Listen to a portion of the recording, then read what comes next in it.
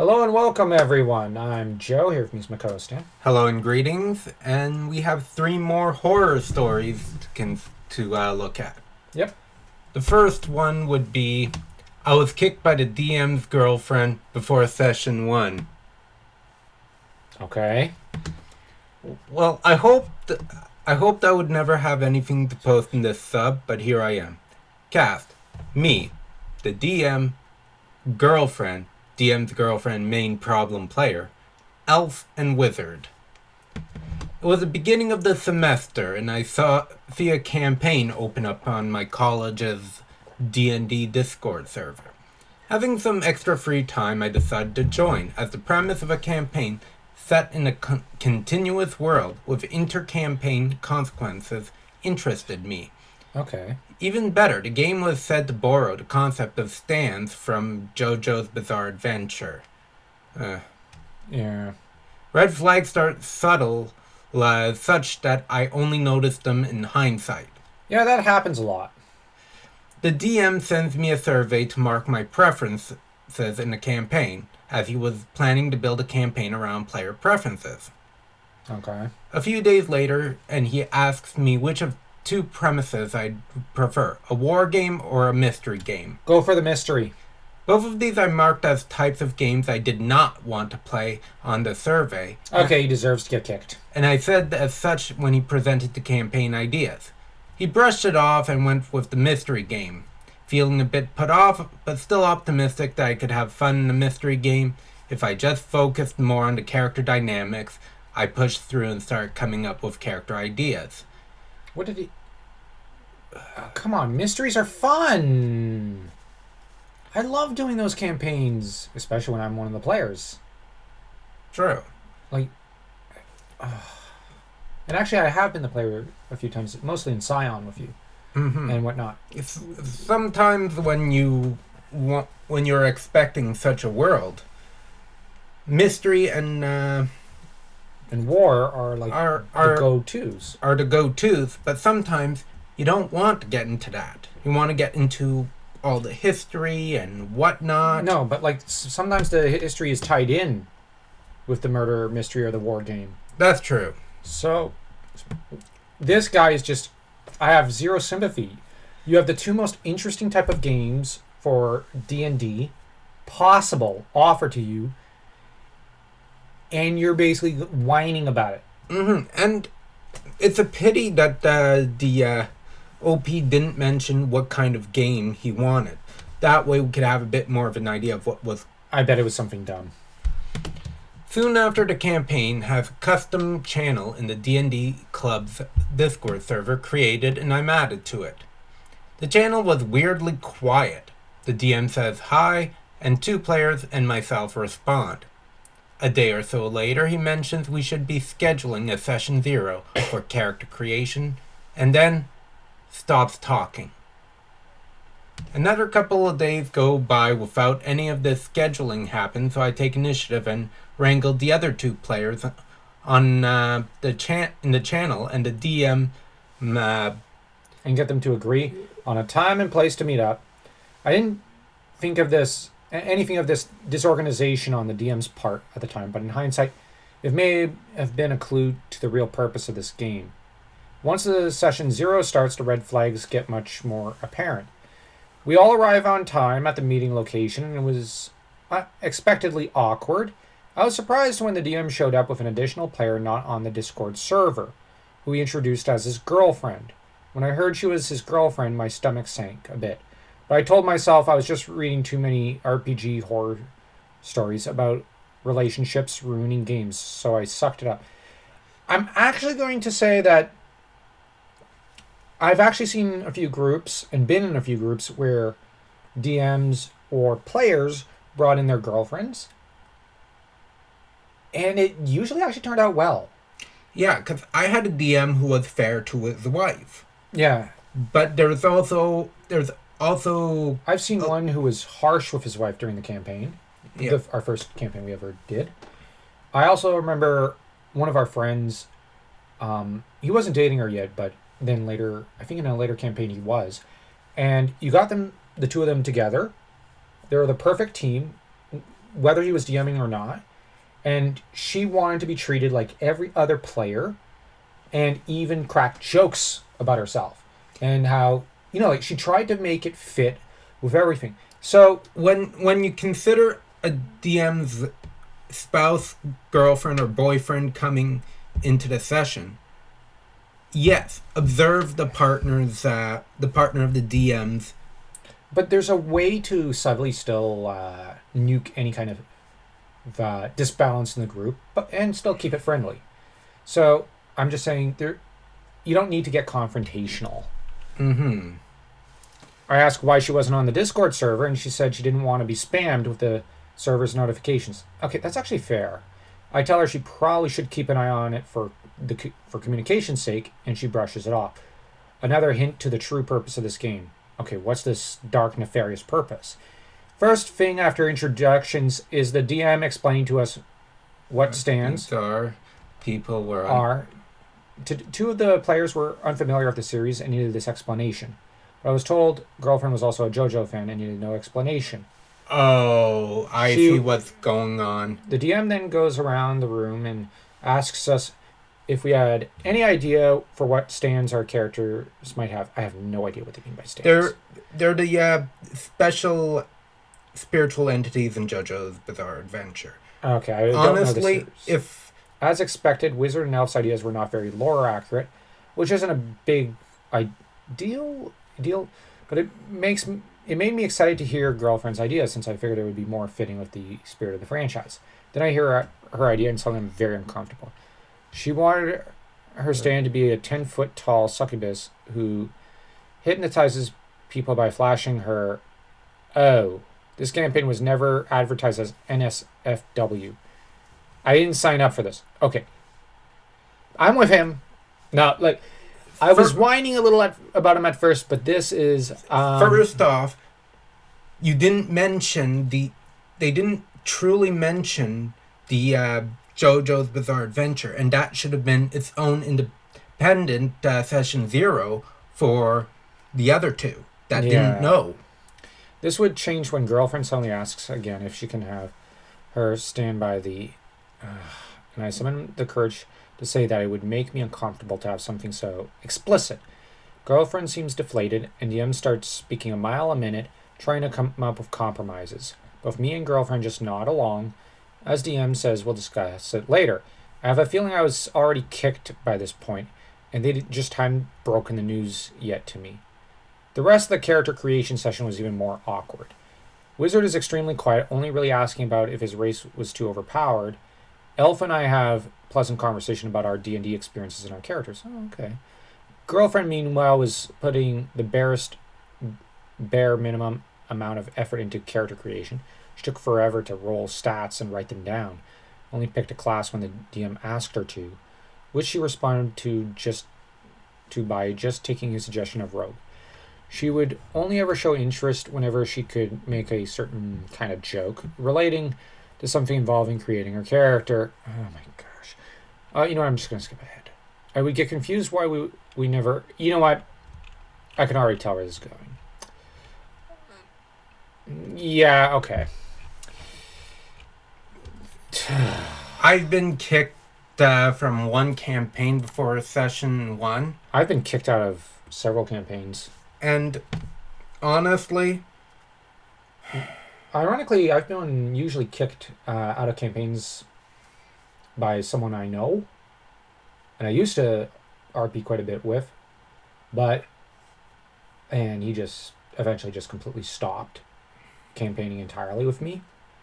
Under the pretext I ask too many questions, because I ask a lot of questions because I want to know everything about every area, and I actually want to know what's going on. Otherwise, I feel deflated and confused.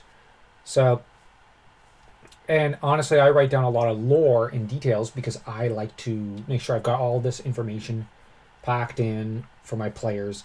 And since most of my campaigns involve Roman history these days, I figure write down as much history, have my history notes next to me, have my campaign notes, have some lore notes, all set up.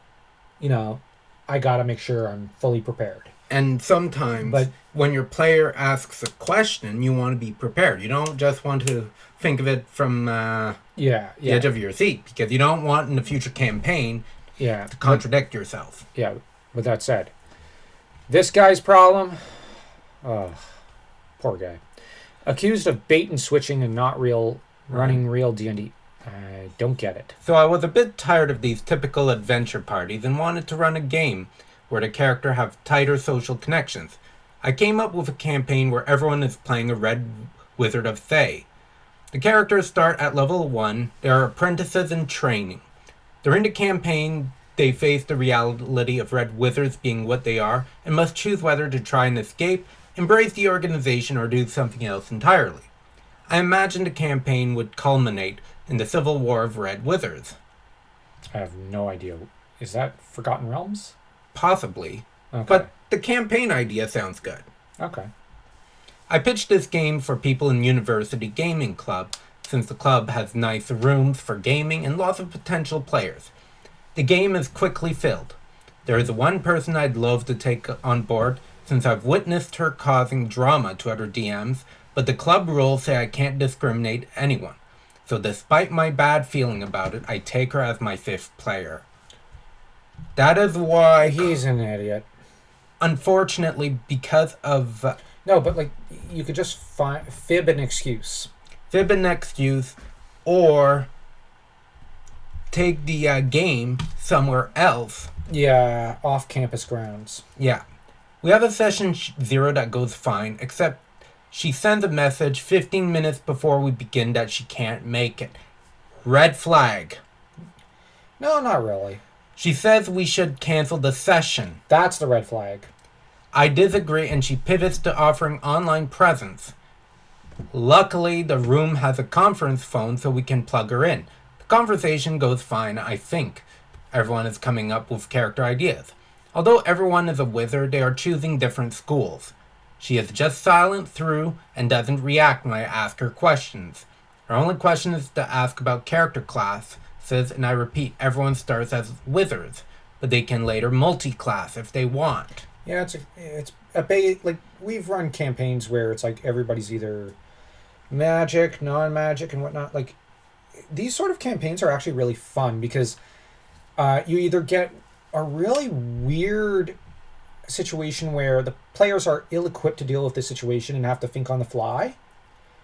To, I think one party we had like a mage party of basically everybody was just lobbing spells, and like you had like one character just lobbing constant rave enfeeblements. You had someone else just packing the fiery staff of fiery power with fireball, a mega fireball. You have like everybody throwing different spells and blowing stuff up just to get at one like normal human-sized target and blowing up the entire area. Remember when us and another player played a team full of multi-class rogues?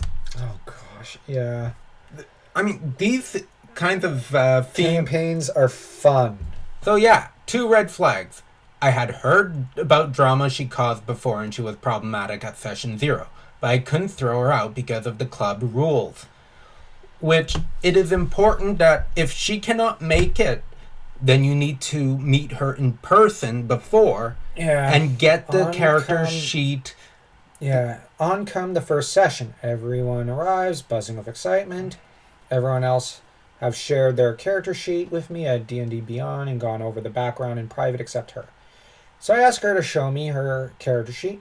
I'm amazed when I see she has made an Azamar Paladin of Tyre. I'm shocked. Actually, real quick, Tyre, war god of the Aesir, that is to say, the Norse mythological pantheon. So, cool. Didn't she read the campaign ad I posted or listen to anything in session 0? How is this possible?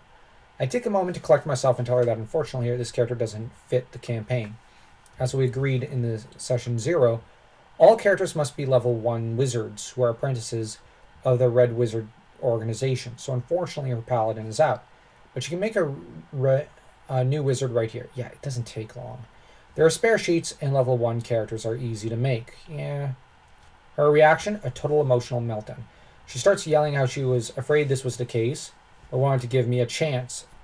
How she should have known I'm just another misogynist. Okay, who wants to ruin her friend? Where did that come from? There are two other women among the players as a side note.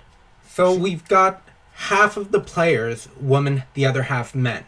And no one has a problem except her.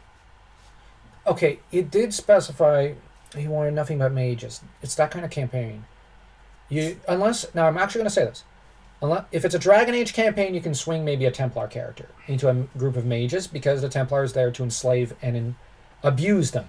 That's their job description. Because in Dragon Age, it's kind of a inverted morality where the Paladins are actually evil. The Templars are evil.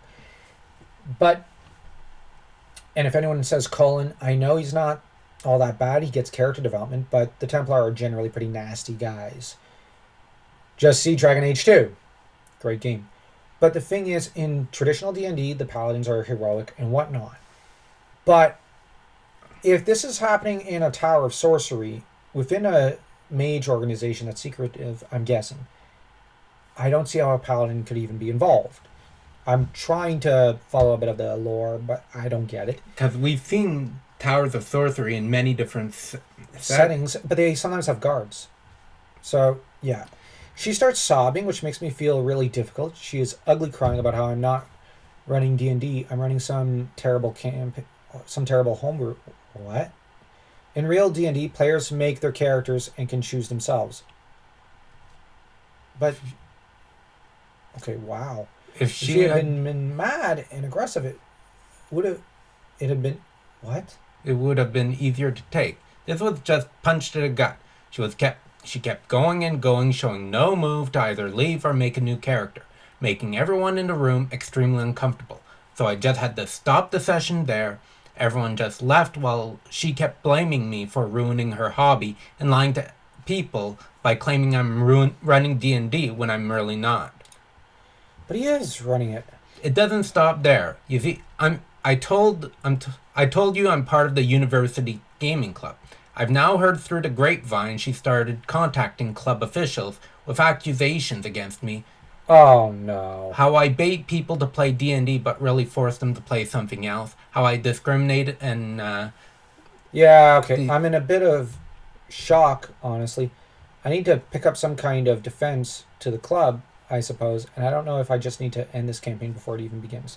It really sucks to just want to give a different experience in gaming and then get told that what you're doing is not real D&D. All right, I actually want to see the comments. Because what you should do with this is the flyers you put up, get the players. There's your evidence. There's your evidence. Yeah. And now you bring it up. Yeah. And then you send a complaint, possibly go around the club, gather a lot of the other DMs that have problems with her, and issue an official complaint to the official. Yeah, okay. But there's actually someone with a interesting perspective. A credible stab at a non-wizard Thayan option. I mean, even then she should have actually asked. But a paladin of Kotsuth, I have no idea what deity that is, or a take on a Thayan knight would have at least made sense of the premise. And an Aasimar at that. It's like someone researched what would be the worst possible fit to deliberately make it impossible for the DM to work into the campaign. I got no idea. Because, no, I don't know what world this is. I think it's Forgotten Realms. Okay, but player insults me repeatedly, and I make things worse by standing my ground. Hey there, I need some play to put down my thoughts and feelings in an organized manner, while I also getting some opinions for my dilemma. He's at fault. Practice. So to give some small context, I am in a maritime campaign that has been going on for 4 or 5 sessions with 2 colleague friends and then 2 of the DM's friends. So he's playing in the Maritimes. I must already judge. Why aren't you outside? Come on. It's lovely out there. I've been out there. You should go boating. A maritime campaign. Yes, they're in the Maritimes. We are also playing online. So we've got the DM, his college friend, Druid, Ranger, Paladin, DM's friend and problem player, me. Funny how it's okay. The Paladins this time around. It's like Paladins. They're Dan, what do you have against Paladins? a lot of If you play them right, they can be fun characters. Yeah. Why do you have such a grudge, bro? the problem is that I've actually heard someone comment that it's either the Aasimar Paladins or the Drow that causes a lot of the problems. Either they're holier than thou, or they're just Okay. edgelords. Yeah. The problem more so started in session 1. In the group, Ranger and Druid are relatively quiet and passive people, so they need an opportunity window to be able to get ready to talk. I've been there. Paladin, on the other hand, is a very assertive and animated. So for a majority of the session, he took the spotlight. Yeah, you need those players. I got a few words in, and Ranger did not talk for the entirety of it. Like, just to be clear, like in our current Roman campaign, which I've not touched in like a year, I think it was our, how do I put it? I forget what class he played, but I do remember his follower, because he got the leadership feat, was a cleric. And the thing is, this player is very animated and very, he's very charismatic. So as a guy in real life, so no offense, but at times, now I throw the ball towards the players because I want to see what you guys do. I just throw the plot in and I go, what are you guys going to do? And often you guys go, well, we'll do this, at which point I have to quickly write some notes down on the fly because, they're not going to go down the trajectory I hope they would. But the players never do. But the thing is, this player is very fun, very funny guy. But you and the player playing our nobleman tend to be a bit more passive as players and whatnot. And both of you have taken on. But the thing is, this very charismatic player is often the one throwing his character into the middle of everything, along with his follower. And he's very, like, he kind of sometimes, he does take the spotlight.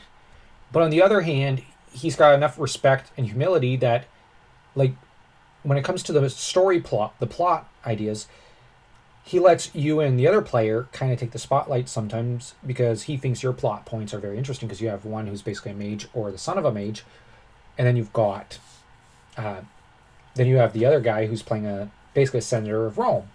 So with this player, like, I'm just noting that in recent sessions he's kind of been moving towards the center for a while, and honestly, it makes sense. Very fun guy, very charismatic, but he's at least fair. Here, you get some guys who aren't always like that. So let's see this. Session 2 is where I regarded him as a problem. On the ship, we each have specific roles that we wanted when the adventure started, with me being the cook and Druid wanting to be the cartographer, map person. Oh, that's fun. They specifically chart the course through star mapping and astrology. Ooh. In RP, I had asked them, where is Hercules? Which caught them off guard, and they said they don't know of that constellation. Instead, Paladin jumped in and told me, it's D&D, the stars aren't the same. I replied, I just want to have fun. And that seemed to set him off. As a response, he dug into me hard about how I was dumb for believing make-believe land and real life have the same stars. Okay, that you don't do. That I was an idiot for making a new constellation on the spot, and so on and so forth. To me, I wanted to have a cool RP moment with Druid where we talked about their line of work and different constellations. We knew later that the DM, I heard that they thought I was trying to embarrass Druid. I second it. I just realized I was remembering things wrong in session 2. Me and Druid had meta commentary around the constellation Hercules after I asked him in character about that. After that was done and we were about to go back to RP is when Paladin stepped in. Okay, so whatever. Being berated can sour someone's feelings. So I messaged the DM that I would not be berated like that, and if there was a problem, he could talk to me. I also mentioned I would leave if it happened again. We had a 2-week break after that session as it was my mom's birthday and DM's birthday on game day. For the next session, it was a bit weird, as Paladin told us about 30 minutes before the session started that they had friends coming over and he would pass his mic around for us to talk to his friends. What? Why? This didn't happen as I voiced my concerns that I didn't feel comfortable. Yeah, maybe he's feeling shy. Near the halfway mark, they also said they would need to leave early as some online friends wanted him to play Tarkov. I have no idea what Tarkov is. I think, is it a shooter game? I don't know. And he announced that in the middle of the game, he left shortly after to go play, and after it was the best session. We had a lot of character development for Ranger, and we felt like we could speak freely. Session after was the last straw. Okay, my throat is dry. For most of the time between session 2 and 3, I had been feeling a lot of resentment to Paladin, as I felt like I was owed an apology. Perhaps I was wrong about wanting one, but that's how I felt. And I wanted to talk with him about the issue, but couldn't as he wasn't there after a session to talk. I also formed a certain image of Paladin in my head, and I need to take certain precautions so I don't get into another attack from him. I talked to the DM about this as a friend and not the DM, and came to the conclusion it was okay. Yeah, the way he worded that was weird. Yeah. Session 4 was last night on an important religious holiday and my birthday, so I told the group I'd be a bit late and they could start without me. I came late and found that they haven't started yet, as Paladin wasn't there and didn't tell anyone either. They came 10 minutes later. A little while later, Paladin wanted to know where the druid was in an establishment and asked some NPC about it. Okay. They then said that the DM should roll a save for their passive perception to know if they're lying. Okay. I found this strange, so I spoke up saying that that's not it, and they told me to shut up. Just shut up. After Paladin was done with his RP, I spoke up in voice and said, "Hey man, I don't like you telling me to shut up. Can you not do that?" Their reply was along the lines of, "That's how I talk with my friends." After that, I wanted to talk more about the out-of-game issue at the table, which ended in a 10-minute break. Okay, quick anecdote. I've had that happen, ironically, twice in my life, and I was the GM both times. One time, actually, was with a friend of mine. He was rule lawyering me, and eventually, I got relegated to such a minor role in the actual campaign, and that I was basically just scrolling on the internet doing nothing while they were basically running the campaign without me. That was not a good time. The other time was in our, I'll call it the Dark Elf campaign. It was not a drow thing. It was something more along the lines of, because every fantasy universe has a great war at some point. The idea was to present it. And what happened was, this was ironically a college event, remember? And we had two of the players who told me, shut up. I introduced a elvish queen, and they called her a lady of the night. And then they said that right to her husband's face, and that was like, I remember her just going, like, I couldn't even, I just ended up going, wait, are you serious? You can't do that. Well, shut up. And it's like I'm the GM. It's like that.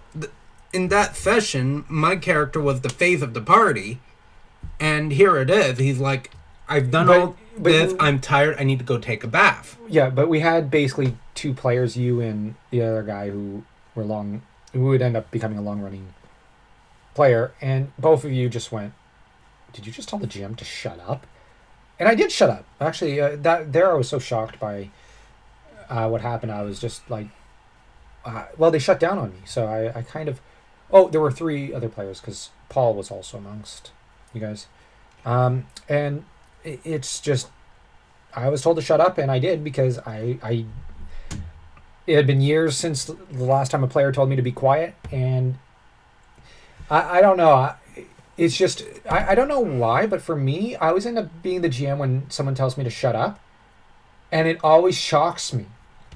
Not because I demand respect, but more, I just, when I'm the player, even if my character dies, I kind of laugh and I go along with it.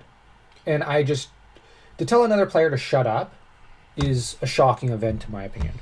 There's very few situations where I tolerate such a thing. Yeah, but anyways, sorry, now shut up, Dan. I'm joking. You were going to say? is I've heard of situations where here it's one player's story arc, and the attention seeker constantly inputs themselves.